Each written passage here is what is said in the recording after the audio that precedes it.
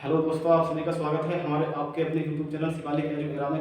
दोस्तों, पहले ही अनाउंस कर दिया गया था कि साइंस का स्पेशल बैच हम लाने वाले हैं, जो कि सभी एग्जाम्स के लिए बहुत ही ज़रूरी है और इम्पोर्टेंट है। रेलवे के लिए तो बिल्कुल पूरी पूरी फिजिक्स का जो पूरी फिजिक्स, केमिस्ट्री और बायोलॉजी सभी का जुगाड़ सेट करेंगे। ठीक है ना। आपको पहले ही बता दिया गया था। दोस्तों, जितने भी एग्जाम्स में जनरल साइंस पूछी जाती है वो बिल्कुल यहाँ से बाहर नहीं जाएगी। पूरा का पूरी पूरी जनरल साइंस हम यहाँ कवर करने वाले हैं। और अब आज केवल हम इंट्रोडक्शन लेंगे, एक बेसिक स्ट्रक्चर अपने माइंड में तैयार करेंगे कि आखिर साइंस है क्या। ठीक है, तो शुरू करते हैं। देखो दोस्तों, जैसे कि साइंस साइंस का मतलब होता है विज्ञान। विज्ञान भाई, विज्ञान किस किस चीज से माना? वी प्लस ज्ञान। ठीक है दोस्तों भाई, वी का मतलब होता है विशिष्ट। विशिष्ट विशिष्ट ज्ञान किसी भी क्रिया विधि के बारे में, किसी भी विषय, किसी भी सब्जेक्ट के बारे में, किसी भी सब्जेक्ट या किसी भी क्रिया विधि के बारे में विशिष्ट ज्ञान की बात जो करेगा वो विज्ञान करेगा। और वो भी कैसा हो? क्रमबद्ध तरीके से हो, पूरा पूरा का पूरा क्रमबद्ध तरीके से। अगर हम इसके इसके जनक की बात करें दोस्तों, तो इसका जनक जो है वो है अरस्तु। भाई, अरस्तु को इसका जनक कहा जाता, ये ग्रीक के दार्शनिक थे। ठीक है ना। ये तो बिल्कुल जो मेन जनक है वो तो अरस्तु है। लेकिन अगर मॉडर्न की बात करें हम, तो मॉडर्न गैलीलियो को कहा जाता है। गैलीलियो गैलीलियो गैलीलियो भाई, गैलीलियो बहुत ही फेमस साइंटिस्ट है, सबको पता होगा। जड़त्व का नियम इन्होंने ही दिया था, दूरबीन का आविष्कार इन्होंने ही किया था। ठीक है ना। तो भाई ये विज्ञान है। भाई, विज्ञान को हम जनरली कितनी भाषाओं में, मतलब कितनी शाखाओं में बांट कर पढ़ते हैं? तीन तीन शाखाओं में बांट कर पढ़ते हैं। कौन कौन सी है वो अभी देखते हैं हम। भाई, ये हो गया हमारा विज्ञान का जनक किसे कहा जाता है? अरस्तु को कहा जाता। ठीक है ना। आधुनिक विज्ञान का जनक गैलीलियो को कहा जाता। भाई, कई बार पूछ लिया जाता है गैलीलियो ने दूरबीन का आविष्कार करा। ठीक है, जड़त्व का नियम दिया इन्होंने। अब देख लेते हैं इसको हम। देखो, तीन शाखा कौन कौन सी है? एक तो है भौतिक विज्ञान, भौतिक विज्ञान, रसायन विज्ञान, और एक है जीव विज्ञान। दोस्तों, सभी से पूरी फिजिक्स से, फिजिक्स, केमिस्ट्री, बायोलॉजी तीनों से क्वेश्चन पूछे जाते हैं। ठीक है ना। आज जो हम स्टार्ट करने वाले हैं, हम पहले सबसे पहले बायोलॉजी पढ़ेंगे, क्योंकि सबसे ज्यादा किसी भी एग्जाम को आप उठा लो, सबसे ज्यादा जीव विज्ञान से क्वेश्चन पूछे जाते हैं। जीव विज्ञान के बारे में बात करेंगे हम। जीव विज्ञान भाई, पूरे जीव, सभी जीवों का अध्ययन जीव विज्ञान के अंतर्गत किया जाता है। जीव विज्ञान की बात कर लेते हैं हम। जीव विज्ञान, जीव विज्ञान, जीव विज्ञान मतलब बायोलॉजी। बायोलॉजी दोस्तों, बायोलॉजी की अगर हम बात करें, बायो अगर इसे हमेशा तोड़े हैं तो बायो प्लस लॉजी। ठीक है ना भाई। बायो का मतलब होता है जीव,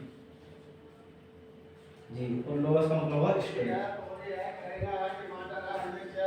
स्टडी दोस्तों, स्टडी स्टडी का मतलब क्या होता है? अध्ययन करना। ठीक है ना। तो स्टडी का मतलब होता है अध्ययन। ठीक है। अब भाई, बायोलॉजी है, बायोलॉजी को अगर हम इसे तोड़ेंगे तो बायो प्लस लॉजी। बायो का मतलब होता है जीव, लॉजी का मतलब होता है स्टडी। स्टडी मतलब अध्ययन करना, यानी कि जीवों का अध्ययन करना। भाई, जितने भी जीव हैं दोस्तों, मैं एक बात बता दूं आपको। जीव एक तो होता है जीव, एक होता है प्राणी। प्राणी, ठीक है, एक होता है जंतु।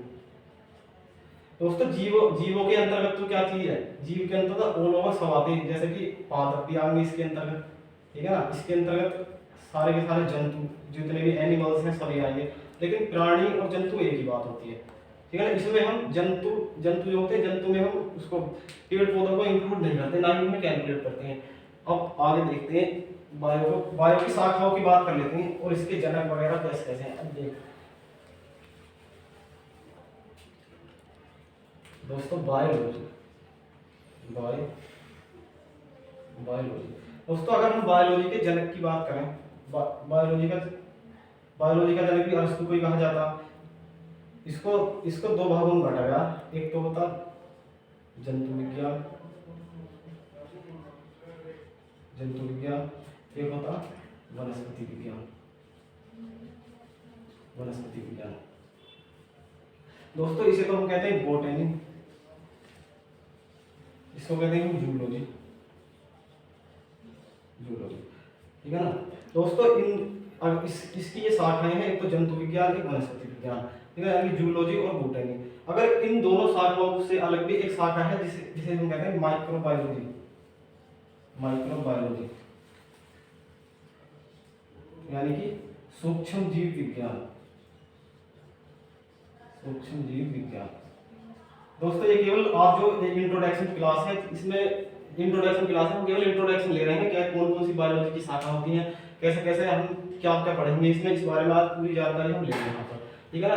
बायोलॉजी को दो भागों में बांटा गया, जंतु विज्ञान, वनस्पति विज्ञान, एक तीसरी शाखा तो भाई माइक्रोबायोलॉजी। माइक्रोबायोलॉजी के अंतर्गत सूक्ष्म जीवों का अध्ययन करा जाता है। भाई सूक्ष्म जीव कौन कौन से होते हैं? अगर मैं बोलूं कि मच्छर क्या है, सूक्ष्म जीव है? नहीं है, है ना। कोई चींटी सूक्ष्म जीव नहीं है। जो हमें दिखाई नहीं देते वो होते हैं सूक्ष्म जीव, जो कि नग्न आंखों से हम नहीं देख सकते। यानी कि इन्हें सूक्ष्म जीवों को देखने के लिए एक उसकी प्रकाशिक यंत्र की जरूरत होती है, जैसे कि सूक्ष्मदर्शी हो गया, या कोई भी चीज, मतलब कोई भी ऐसी चीज जो प्रकाशिक यंत्र से देखी जाए। कौन कौन से? जैसे कि एक अगर मैं बात करूं वायरस, वायरस यानी कि विषाणु, है ना, बैक्टीरिया,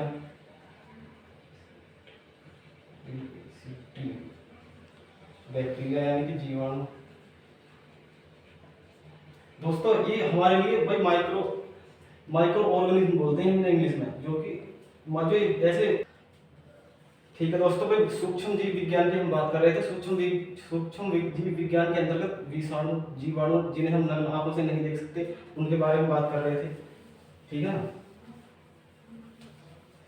तो अगर हम देखो विषाणु की बात करें, विषाणु हमारे जो मनुष्य है उसके लिए सबसे खतरनाक होता है। देखो एक तो होता HIV वायरस हो गया, ठीक है ना, जी का वायरस हो गया, जी का वायरस, ठीक है, जी का वायरस। एक H1N1 आया था भाई, इसमें भी पूरा धुआं उड़ाया। और लेटेस्ट हम बात करें, देखो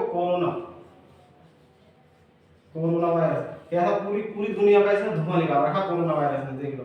तो ये सबसे हानिकारक होते हैं। अगर हम जीवाणु की बात करें, जीवाणु क्या है? जीवाणु हमारे लिए हानिकारक भी हो सकते हैं और फायदेमंद भी। अब देखो दही में कौन सा लैक्टोबेसिस को पाया जाता है। लैक्टोबेसिल जीवाणु हमारे लिए फायदेमंद होता है, और बहुत से फायदेमंद भी होते हैं और हानिकारक भी होते हैं।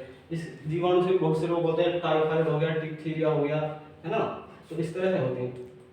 तो अगर इसके अब आगे देखते हैं कैसा। तो ये 3 ब्रांचों के बारे में हमने बात करी है, जीव विज्ञान के 3 ब्रांचों के बारे में बात करी हमने। एक तो जूलॉजी, एक तो सबसे पहले हमने बात करी जूलॉजी की। दोस्तों 3 शाखाओं के बारे में हमने पढ़ा था, जूलॉजी, बॉटनी और माइक्रोबायोलॉजी। अगर हम इसकी बात करें जूलॉजी की, तो जूलॉजी है जंतु विज्ञान, जंतु विज्ञान। इसके बारे में हम बात करेंगे। जू मतलब जू देखा होगा, जू किसे कहते हैं? चिड़ियाघर। उसमें क्या है?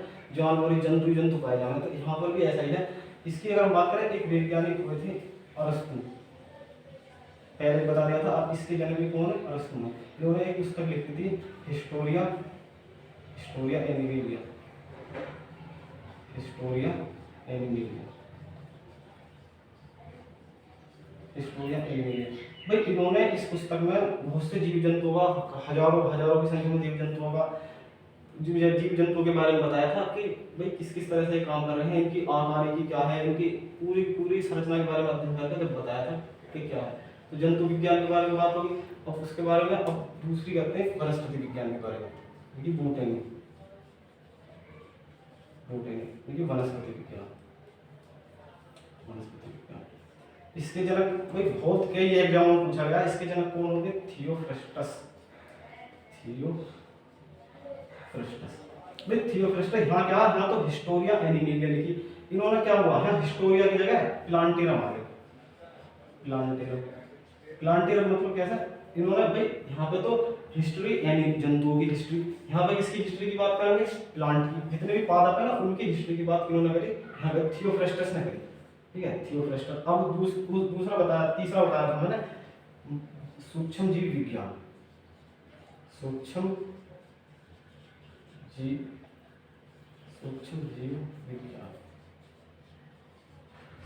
विज्ञान। दोस्तों सूक्ष्म जीव विज्ञान के जनक जो थे वो थे लुई पास्चर, जिन्होंने वेबीज का टीका भी बनाया था। कौन थे? Louis Pasteur. Louis Pasteur. भाई इन्होंने ये, अगर इनकी बात करूं बहुत एग्जाम्स में पूछा गया कई बार कि रेबीज की टीके का, रेबीज का टीका किसने बनाया, तो किसने बनाया, लुई पास्चर ने रेबीज का टीका। ठीक है दोस्तों। भाई अगर हम देखें दूध, दोस्तों दूध है, दूध अगर हम थैली का दूध लाते हैं वो कितने कैसे रह जाता है हमारे घर में, कितने दिन तक सुरक्षित रहता है वो, तो वो जीवाणुओं की वजह से ही तो रहता, सूक्ष्म जीवों की वजह से ही तो रहता, और हमारे यहाँ उसमें जीवाणु पैदा हो जाते हैं। ठीक है ना, तो इसीलिए इस विज्ञान को हमने अलग बांट लिया था, इसे सूक्ष्म जीव विज्ञान। ठीक है ना, अब आगे चलते हैं।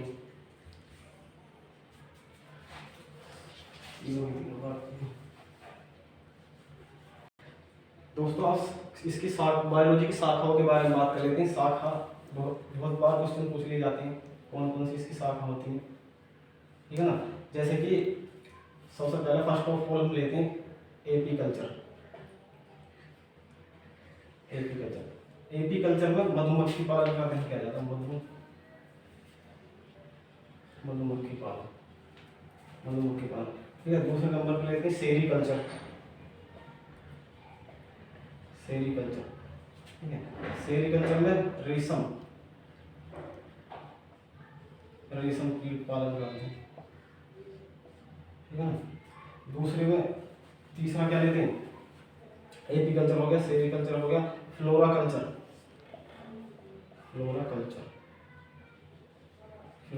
में फूलों का, यानी कि फूलों की जो खेती होगा उसका अध्ययन करा जाता है।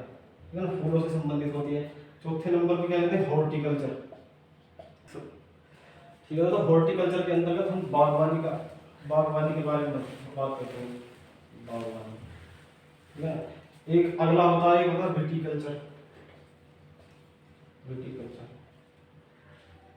विटीकल्चर के अंतर्गत हम अंगूर की खेती की, अंगूर में दोस्तों जहाँ ये कल्चर लगा हुआ होता है उसके पीछे उसका पालन भी और अध्ययन भी उसी के अंतर्गत करा जाएगा। जैसे सेरीकल्चर है तो रेशम कीट की बात करेंगे, फ्लोराकल्चर है तो फूलों की बात करेंगे। भाई इसमें फ्लोरा में जो एक वर्ड बोला जाता है जिसे हम एंथोलॉजी भी कह लेते हैं दोस्तों। एंथोलॉजी जरूरी नहीं है कि फ्लोराकल्चर या तो फूलों से आपने समझ जाएगा, लेकिन एंथोलॉजी भी आ जाता है। ठीक है दोस्तों, और भी बहुत सी शाखाएं हैं। भाई विटीकल्चर हो गया, अंगूर की खेती हो गई, है ना। अब इससे आगे चलते हैं, जैसा कि इससे आगे चलते हैं भाई कवकों का अध्ययन को क्या कहते हैं, पूछ लिया जाता है कभी कभी, है ना। कवक के अध्ययन को क्या कहते हैं, शैवाल के अध्ययन को क्या कहते हैं, है ना। शैवाल, अगर हम शैवाल की बात करें, शैवाल के अध्ययन करें फाइकोलॉजी।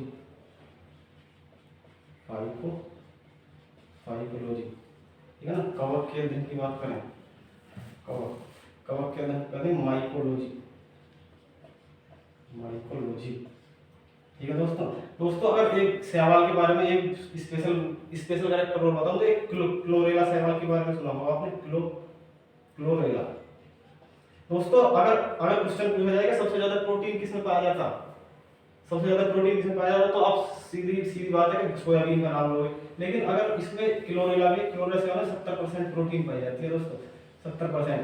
इसे जो अंतरिक्ष यात्री होते हैं ना, उसके अंतरिक्ष के यात्री होते हैं, तो उसमें यान के कैबिन में उड़ा के इसको खाया जाता है। ठीक है ना, अंतरिक्ष यात्रियों का भोजन भी हम इसको बोलते हैं, क्लोरेला शैवाल को। दोस्तों ये कुछ शाखाएं थी जिनके बारे में हमने बात की थी, और भी बहुत सी हैं, लेकिन जैसे जैसे आएंगे हम बताते रहेंगे। अब हम बात करते हैं ह्यूमन की। दोस्तों ह्यूमन की बात करते हैं, मानव। भाई हम मानव बॉडी, भाई सबसे ज्यादा प्रश्न जो पूछे जाएंगे वो ह्यूमन बॉडी से पूछे जाएंगे। कोई जितने भी है इसकी कैसे इसका निर्माण होता है हमारे शरीर में। भाई जनरल क्वेश्चन पूछे जाते हैं, भाई कौन सी हमारा हड्डियों का ढांचा है ना, पूछ लिया जाएगा कौन सी हड्डी सबसे बड़ी हड्डी कौन सी है, सबसे छोटी हड्डी कौन सी है। यकृत के बारे में पूछ लिया जाएगा, लीवर हमारे भीतर है।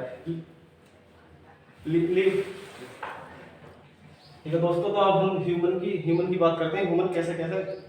तो दोस्तों सबसे पहले क्या होता है, देखो अगर हम मादा की बात करें तो अंडाणु,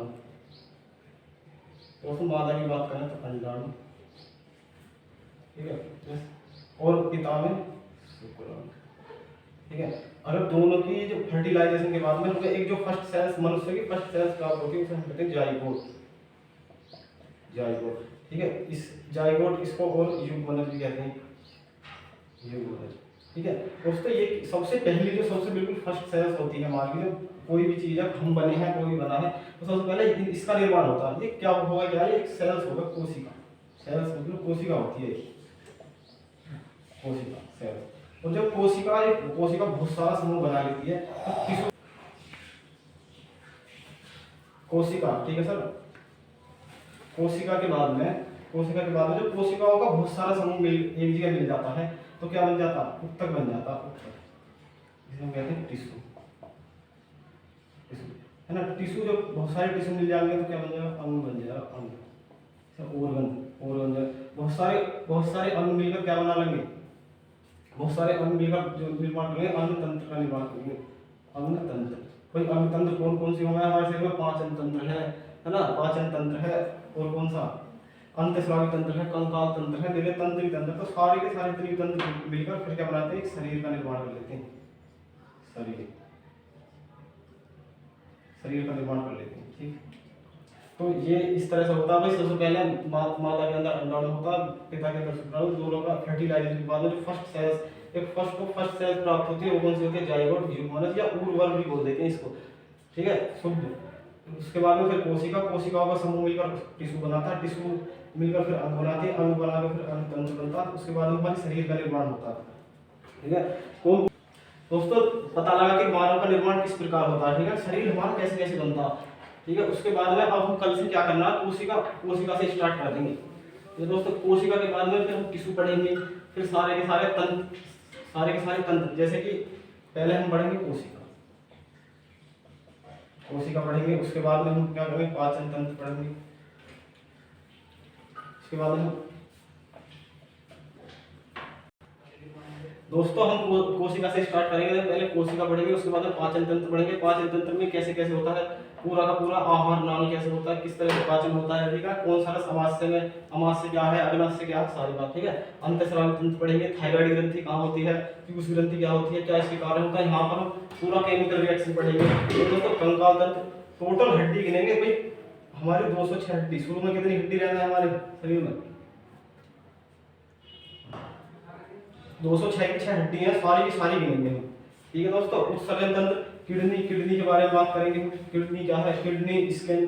प्रजनन तंत्र, किस तरह से आदमी प्रजनन करता है, ठीक है दोस्तों। और दूसरा एक और रहेगा रक्त परिसंचरण तंत्र, रक्त परिसंचरण तंत्र। रक्त परिसंचरण तंत्र में हम पूरे ब्लड की बात करेंगे, सारे, है ना, पूरा ब्लड पढ़ेंगे, सारा परिसंचरण तंत्र पढ़ेंगे, कैसे कैसे होता है, ठीक है दोस्तों।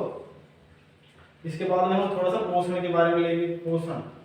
पोषण में सारी की सारी क्या क्या, विटामिन के बारे, विटामिन, ठीक है, कार्बोहाइड्रेट, प्रोटीन कौन सी, एरोबिक प्रोटीन का क्या काम है, कौन सा हमारे रक्त में पानी का संतुलन या कोई भी है, इस तरह से करती है प्रोटीन, ठीक है। विटामिन सारे A B C D B complex, इनके रासायनिक नाम सारे, कार्बोहाइड्रेट, डाइसैकेराइड, मोनोसैकेराइड, सारी की सारी इसके बारे में हम बात करेंगे दोस्तों, ठीक है। अब ज्यादा से ज्यादा दोस्तों आज हम ही एंड करते हैं वीडियो को, ज्यादा से ज्यादा लाइक करें और शेयर करें दोस्तों। पहली बार अगर एक लाइक करोगे आप तो हम मोटिवेट होते हैं, शेयर करना, ठीक है दोस्तों। ऑफलाइन हमने बहुत पढ़ा है, लेकिन ऑनलाइन हम पहली बार आए तो थोड़ा कॉम्प्रोमाइज करना, ठीक है दोस्तों।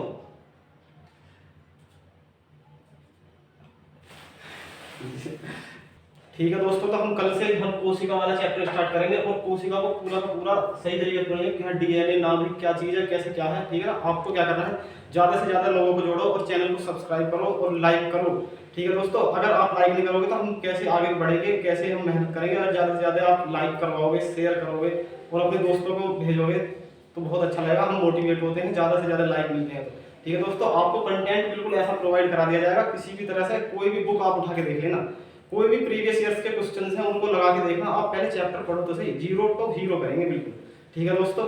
जय हिंद, जय भारत, अलविदा साथियों, ओके।